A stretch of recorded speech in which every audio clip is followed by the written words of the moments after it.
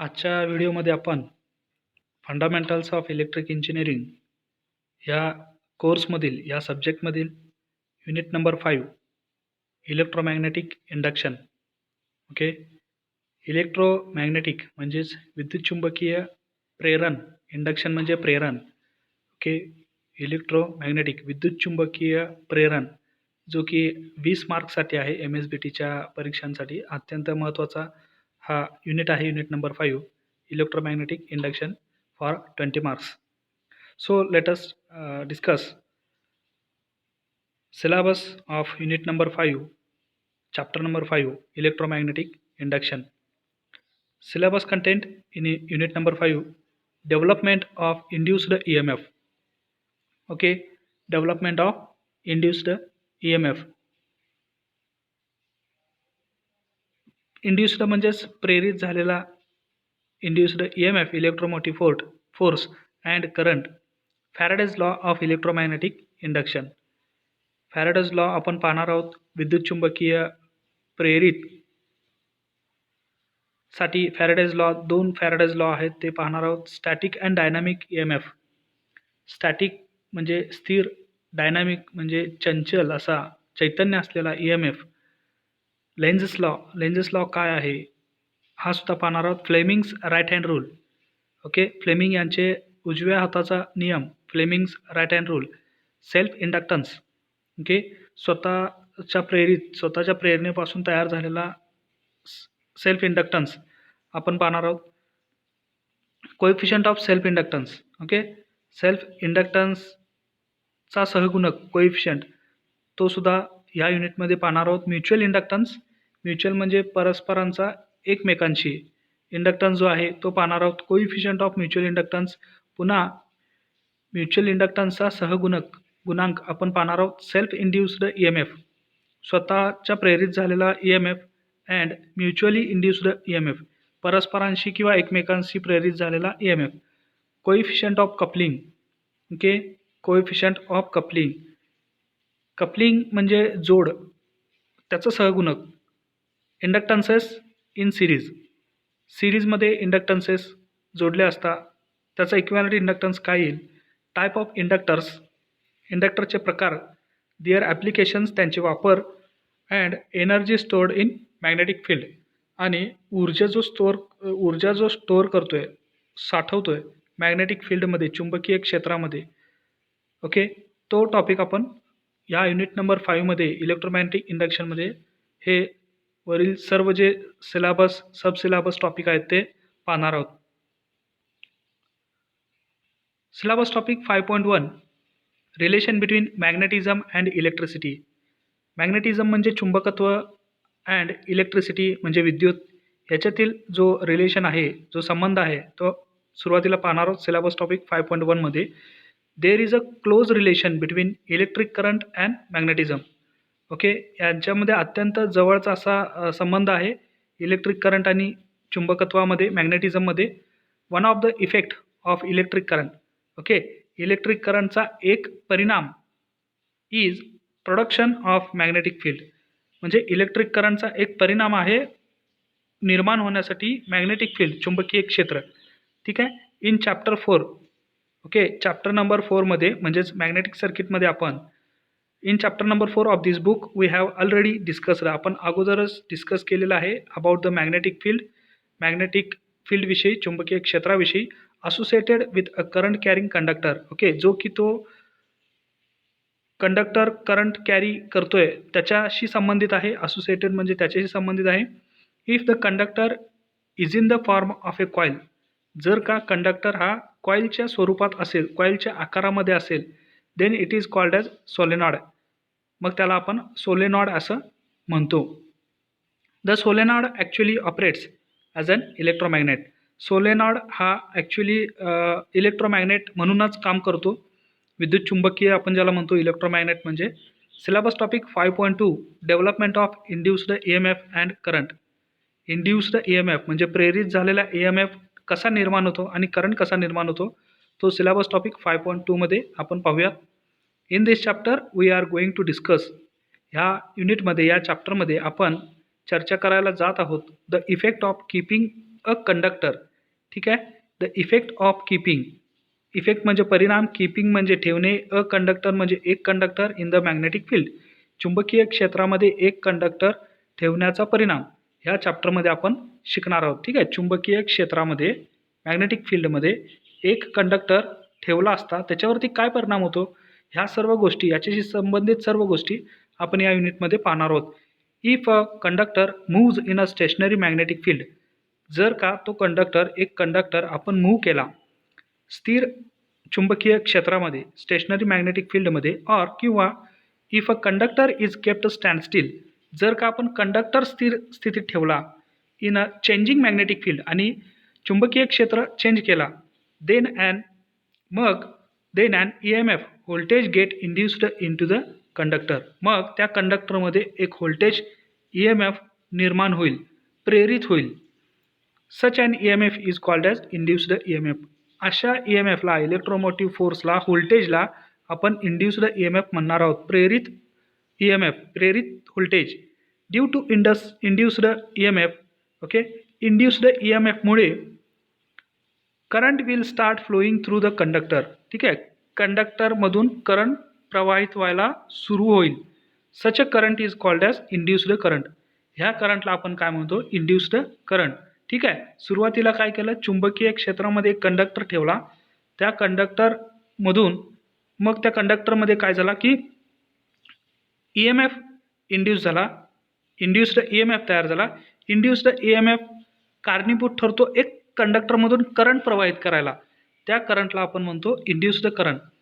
The EMF may get induced, ठीक आहे.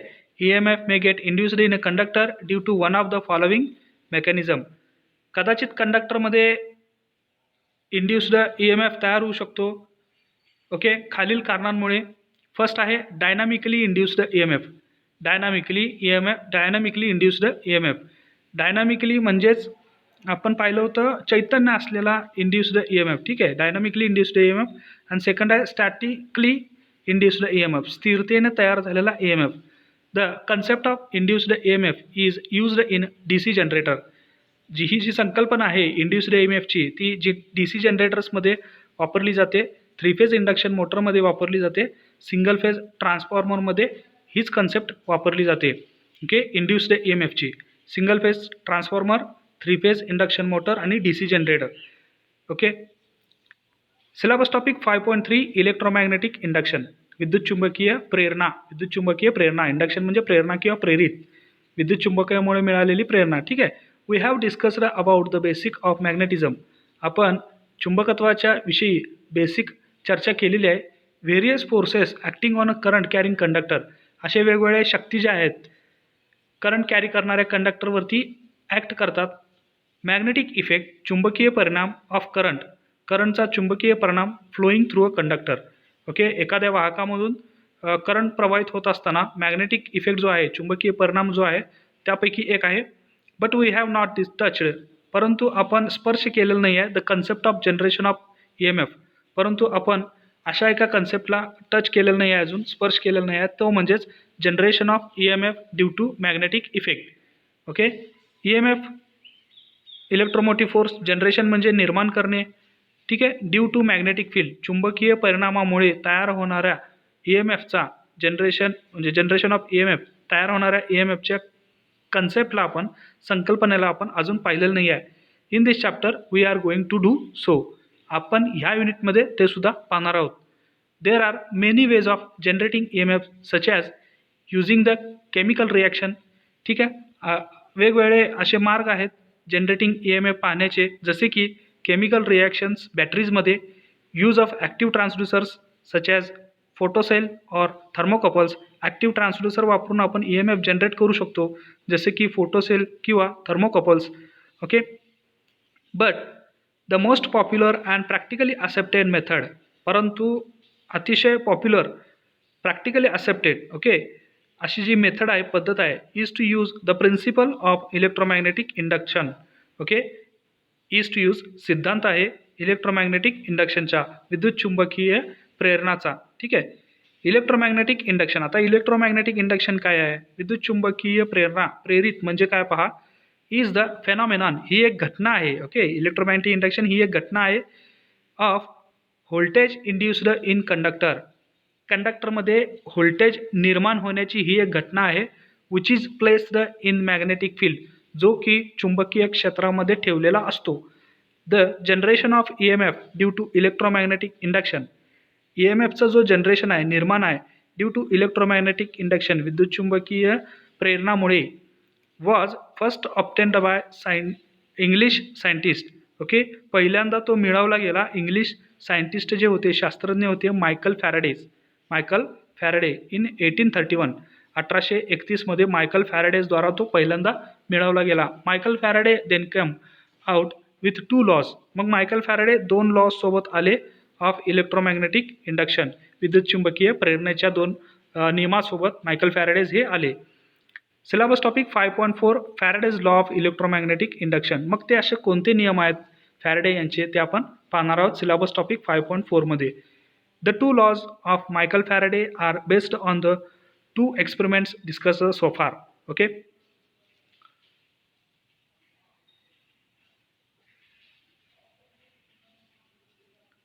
आतापर्यंत चर्चा केलेल्यामध्ये मायकल फॅरेडे यांचे 2 लॉ आहेत.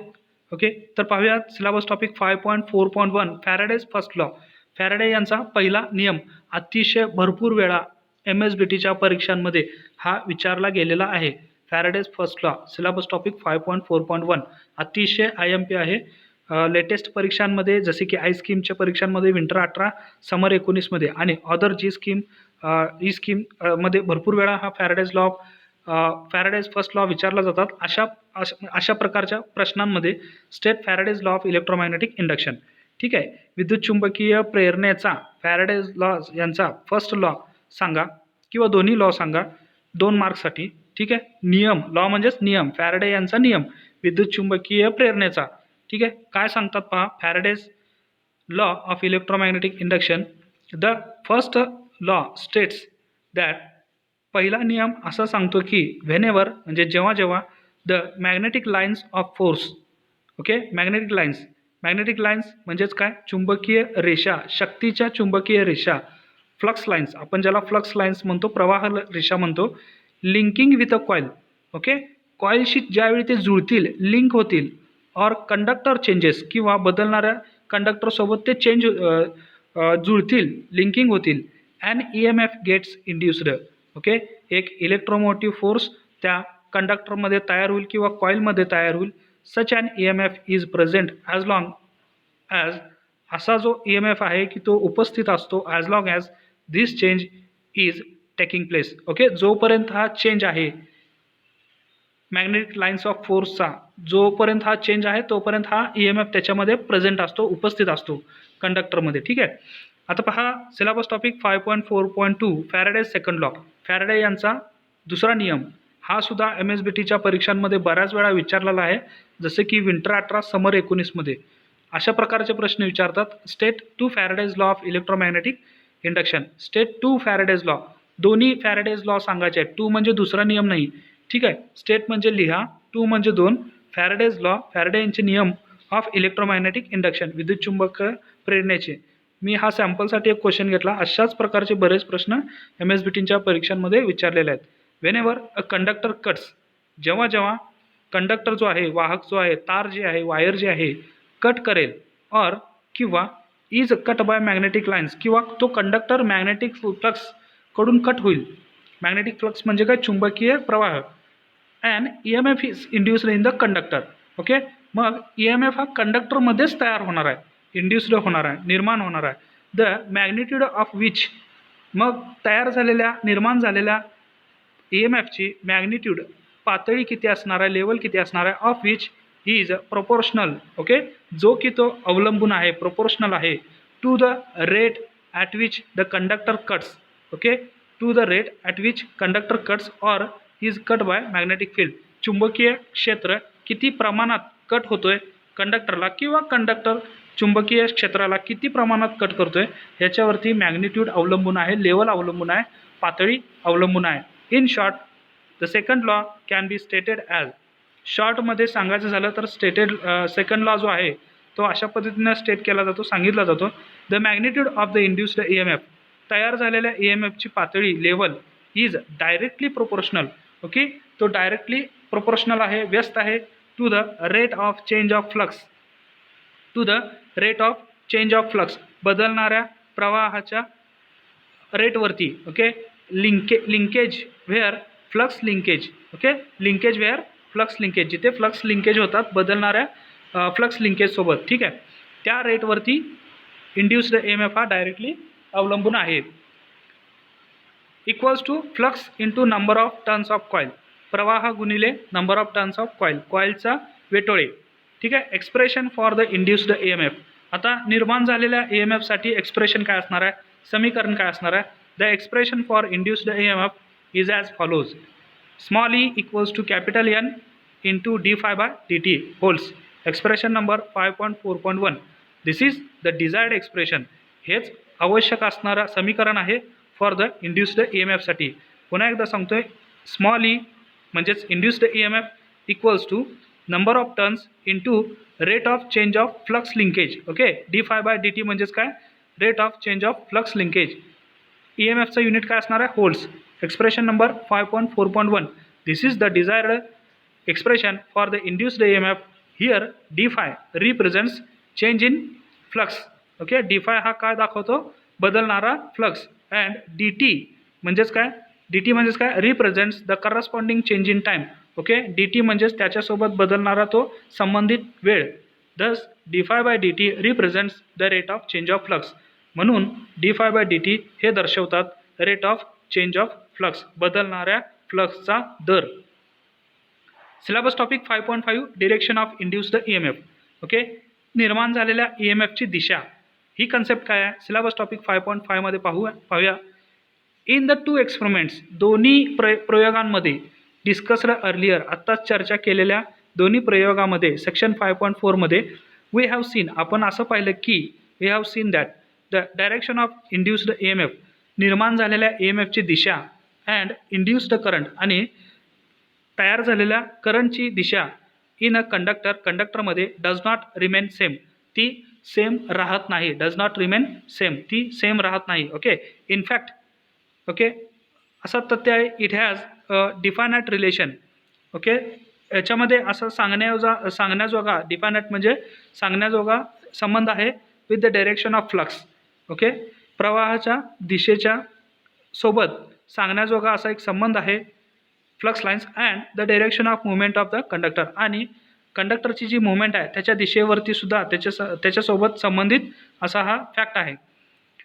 There are two methods available for deciding the direction of induced EMF. दोन पद्धती आहेत तयार झालेल्या EMFची दिशा ठरवण्यासाठी. They are as follows. To use the Fleming's right hand rule. Okay, to use फ्लेमिंगचा उजव्या हाताचा नियम, Fleming's right hand rule. Second आहे टू यूज लेन्झेस लॉ.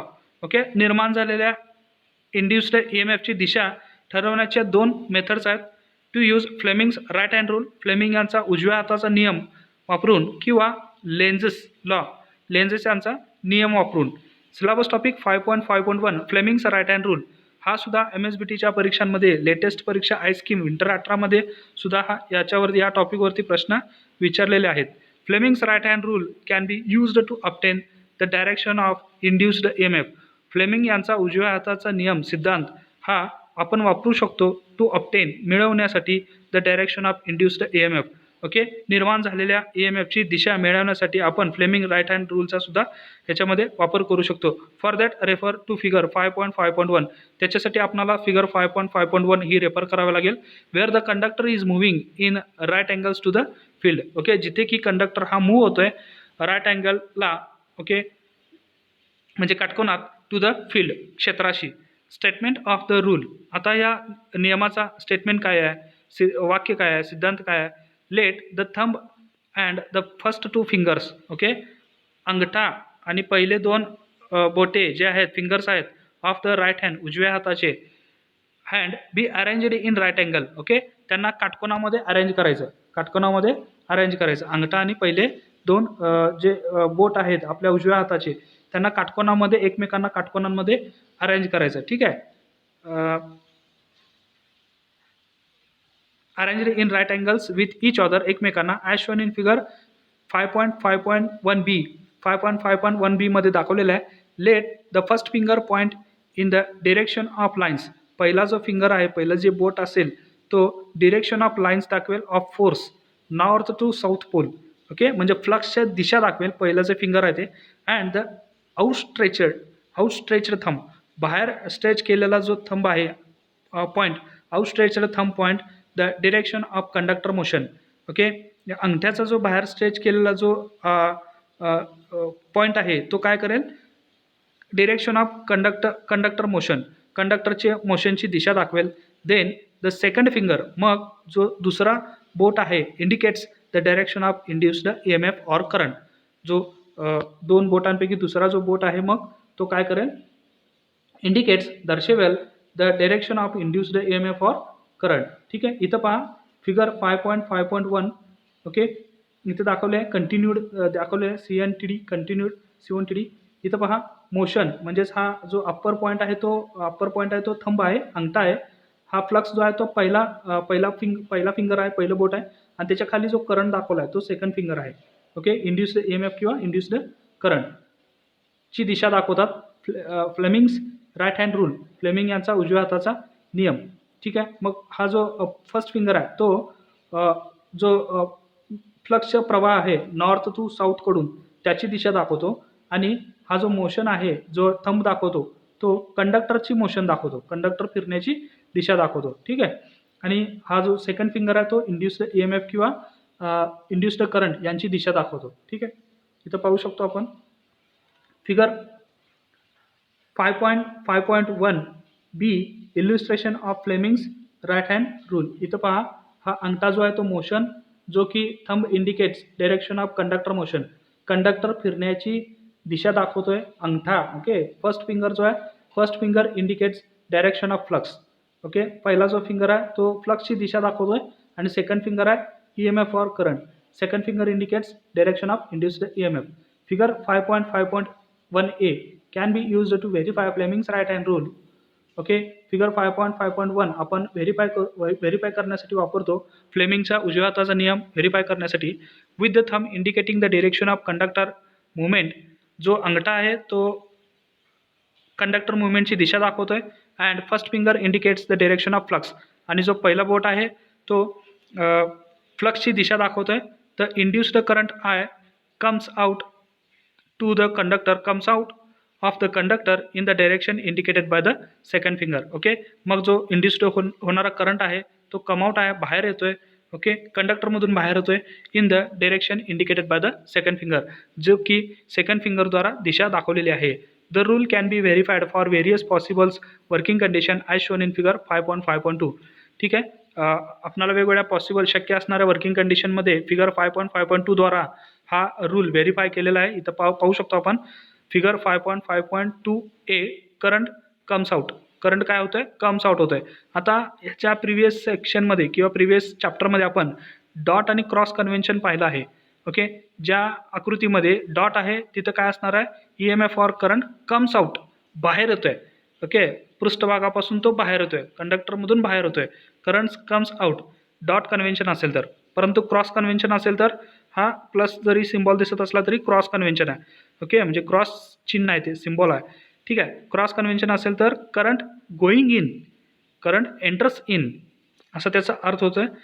जो की figure 5.5.2b currents goes in, म्हणजे करंट आता कंडक्टरमधून जातोय हे दाखवतोय. ठीक आहे, आता इथं पहा, इथं काय बदल आहे, फक्त नॉर्थपासून साऊथकडे काय झालेलं आहेत, प्रवाह लाईन हे नेहमी असणारच आहेत. नॉर्थ चुंबकाचा नॉर्थ पोल आणि चुंबकाचा साऊथ पोल, चुंबकाच्या नॉर्थ पोलपासून मॅग्नेटिक फ्लक्स लाईन्स तयार होतात आणि साऊथ पोलकडे जातात. ठीक आहे, ही जी दिशा आहे ती दाखवलेली आहे फ्लक्सची दिशा, आणि हा मोशन दाखवलेला आहे. त्याचबरोबर फ्लेमिंग्स राईट हँड रूलसुद्धा दाखवलेला आहे. अंगठा जो आहे तो मोशन आहे, आणि फर्स्ट फिंगर आहे जो तो फ्लक्स आहे, आणि सेकंड फिंगर आहे तो करंट आहे. ठीक आहे, त्याचप्रमाणे फिगर सीमध्ये 5.5.2c मध्ये करंट्स गोज इन, करंट्स आता एंटर होतोय, क्रॉस कन्व्हेन्शन आहे पुन्हा. ओके, करंट्स एंटर होते, क्रॉस कन्व्हेन्शन म्हणजे करंट गोज इन, आतमध्ये जातोय. मोशन आता काय झालेलं आहे, रिव्हर्स झालेलं आहे. मोशनची दिशा म्हणजे अंगठा आपण आता खाली केलेला आहे, त्यावेळी काय होईल, जो सेकंड फिंगर आहे तो या डायरेक्शनला येईल आणि फ्लक्स आहे तो त्याच डिरेक्शनला राहील, म्हणजे फ्लक्सची दिशा बदलणार नाही जरी आपण मोशन बदलली तरी, कंडक्टरची मोशन बदलली तरी. हे ह्या सिद्धांतावरून आपल्याला कळतंय. एम म्हणजे मोशन, एफ म्हणजे फ्लक्स, आय म्हणजे current. Direction of motion is रिव्हर्स्ड keeping the direction of flux same. ठीक आहे, फक्त कंडक्टर मुवमेंट होण्याची, कंडक्टर फिरण्याची दिशा आपण रिव्हर्स केलेली आहे. Keeping the direction of flux same, फ्लक्सची दिशा सेम ठेवून. With respect to direction of I in is inside. Okay, with respect to direction, with respect to direction of current is inside. ठीक आहे, आता पहा फिगर डी मध्ये current comes out, current comes out होतोय. फ्लक्सची दिशा सुद्धा same आहे, motion फक्त बदललेलं आहे. ठीक आहे, figure 5.5.2 verification of Fleming's right hand rule. Syllabus topic 5.5.2 Lenz's law. Lenz's यांचा नियम, लेन्झेस यांचा नियम अतिशय सोपा आहे, लेन्झेस लॉ. ओके, जो की लेटेस्ट एक्झाम आय स्कीममध्ये विचारलेला आहे समर 19 मध्ये. This rule was set by German scientist Heinrich Lenz. हा नियम जो सेट केलेला आहे जर्मन सायंटिस्ट हेनरिच लेन्झ यांच्याकडून. स्टेटमेंट, विधान काय आहे पहा. Statement, the direction of induced EMF produced due to process of electromagnetic induction.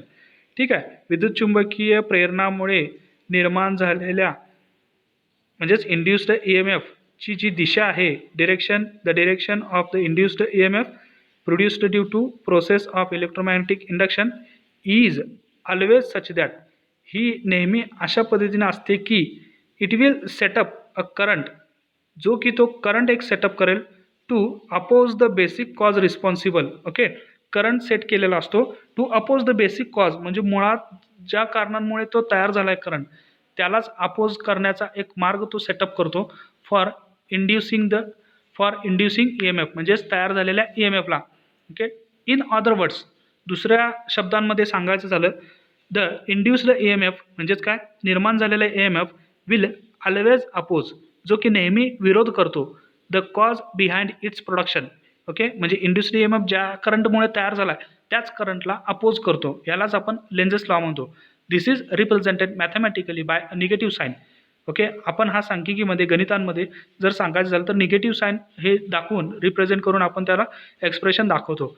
In the expression for the induced voltage, that means small E induced EMF equals to minus capital N म्हणजेच कॉईलचे वेटोळे गुणिले d∅dt. d∅ म्हणजे change होणारा flux with respect to change in time. Expression number 5.5.1.